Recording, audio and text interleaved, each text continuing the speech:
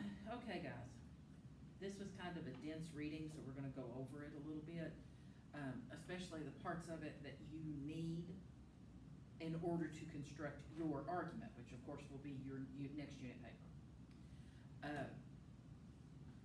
There are 3 different styles of argument that they go over in the chapter. What are they?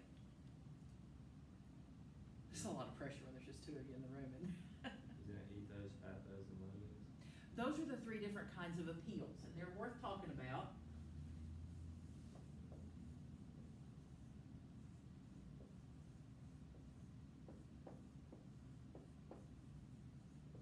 Those are from our old friend Aristotle, and they're the argument from, I'll give you the toughest one, which is pathos.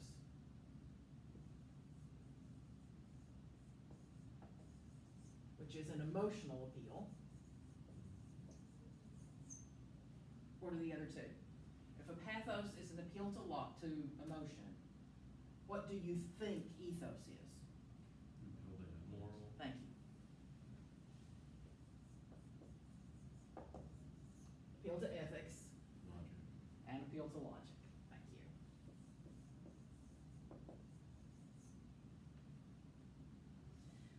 Those all come from classical or Aristotelian argument.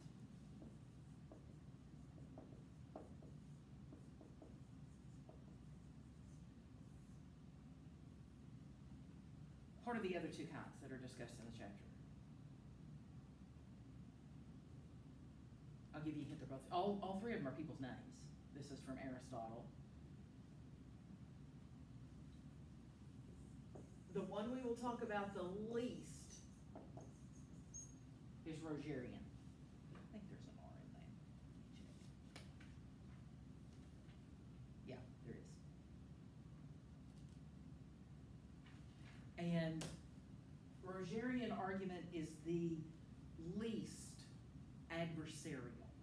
It's not even designed so much to prove your point as it is to make your adversary kind of sympathize with you or see your point of view. So we won't go into it a lot. It's useful in real life because a lot of times, I mean, unless you're going to be an attorney, when you're trying to make a case for something, it's not adversarial. You're in a business meeting or something like that, and you don't want to have an argument. You want somebody to see things through your eyes. So it's useful in real life, but in writing, we tend to be more adversarial. And I need a better pen. This one's not cooperative.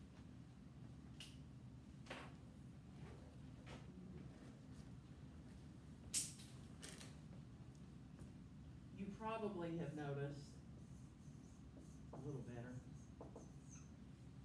When you read the chapter, you probably noticed that I was trained in Toolman, which is why I use Toolman terms for things. Your primary claim is no different from your thesis, not really. It's just in Toolman we call it a primary claim, and in Aristotelian they call it the thesis. And you've probably,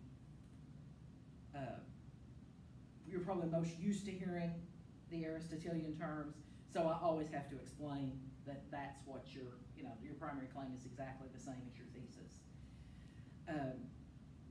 And I will talk about grounds sometimes as opposed to evidence. All of that comes from Toolman.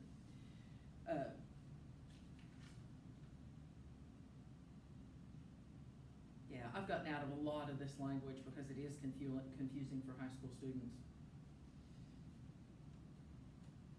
Let's see what else you need to.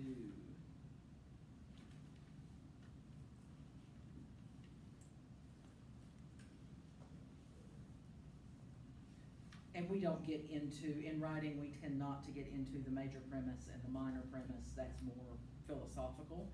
You may have to do it if you take a philosophy course, but you won't have to do it in most of your other classes.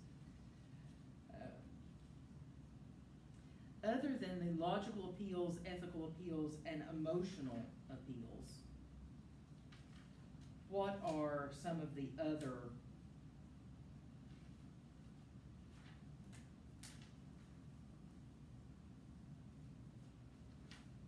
let's look at the kind of the orange headers here in the strategies for arguing effectively.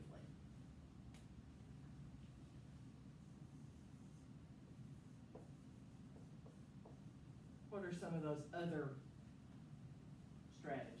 I'll go ahead and erase this so we have room.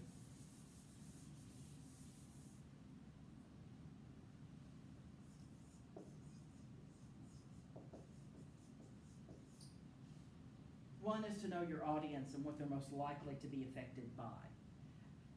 It's also important that you understand how adversarial your audience is. How are they going to react to what you say? And very, very closely related to this, so much so that they break it out as its own thing, but I would almost put it as a subheader, is establishing a tone that's going to be effective with this audience. In English 102, because of the nature of the beast, your audience will always be people in your own field. And I know I gave you the option to choose a professional field or just a personal field of interest. Everything actually falls under a professional field. It may just not be something that you want to go into as a profession. But music is a professional field, even if you're planning to major in engineering. If you want to write about music, or you want to write about sports medicine, or just because you're not going into that, that is a professional field. So you should assume that your audience are professionals within that field. And if you're struggling with the idea of, okay, what would professionals in this field look like, I can help you with that. But there are professionals in every field, believe it or not. And I would say it also belongs as a subheading here because it has to do with your audience.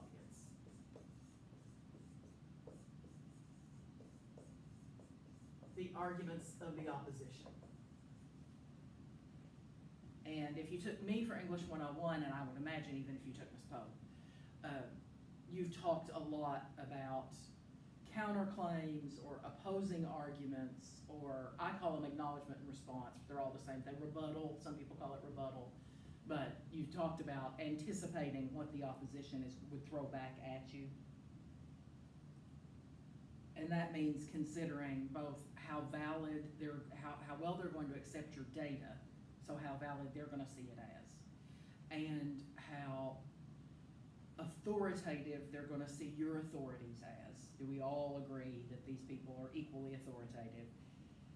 And do they agree with the logic that you're using? And 9 times out of 10, when you get deep in the weeds in rebuttal, which sometimes you have to do, it comes from that, I don't trust your logic. The other side is looking at the way you got from A to B and going, no, that does not follow. B does not follow A. That's not. We can usually agree. Of course, increasingly, this is not true in politics. Now we are disagreeing about the actual facts, like if this data is true, or if this scientist actually knows what they're talking about. But I think in most professional fields, that is not the case.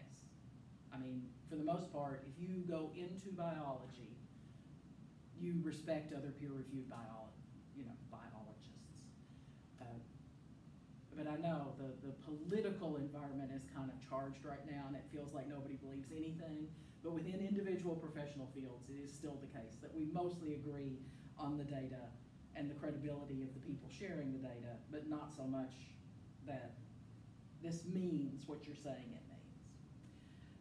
And that involves, of course, making some concessions. And making concessions can be useful. Your gut instinct in an argument is to avoid where you know you're weak, but it's generally good for your credibility if you just concede, yes, this is a weak point, but it doesn't undermine anything. And I always think of this as the I want to borrow my mom's car argument. You know good and well that if you need to borrow your mom's car because you have wrecked yours, that it is not helpful to pretend to your mom that you don't know you've wrecked your car. We're all going to pretend that never happened. Never works. You have to explain, you have to make that concession. You have to say, okay, I know this happened, but I have learned from it. or, you know, you have to concede that that event happened. And on the page, it can seem really easy to just sidestep opposing arguments, things that you should concede. In real life, we would never do that. I mean, you would never, after you've cheated on your girlfriend and want her to take you back, or your boyfriend and wanting to take you back, you would never just pretend it didn't happen. You know that wouldn't work. In real life, you have to concede that the bad thing happened, or there's this good argument against it. But so try to remember that even when you're doing kind of more academic work. Okay, I am guessing because I did in English 101 actual, like, talked you through outlining an argument. Did Ms. Pope do that too? Is that something you had if you had 101 last year? Okay, then I'm not going to belabor it. I will post an older video that I did with Tinker Toys if you want to take a look at how I generally teach outlining an argument with, you know, here's the thesis and here's the reasons and here's the evidence. But I'm not going to make you sit through that again if you feel like you know it. And I'm guessing that you all out there in TV land probably know it too, but I will share that as a supplemental video. It's an old 101 video I did. I'll share it as a supplemental video if I'm talking about this and you feel lost in the weeds. Okay, for Thursday, let's see, it's 8:15. Yeah, you can pull this together for Thursday. I want you to, I'm going to give you an option of 3 different articles that you can read, and I'd like you just to read and respond to those, only one of the 3. And they're not horribly long, and they're all 3 in the textbook. Choose one and respond to it from an argument standpoint, how effective you think the argument was. Okay, anybody have any questions?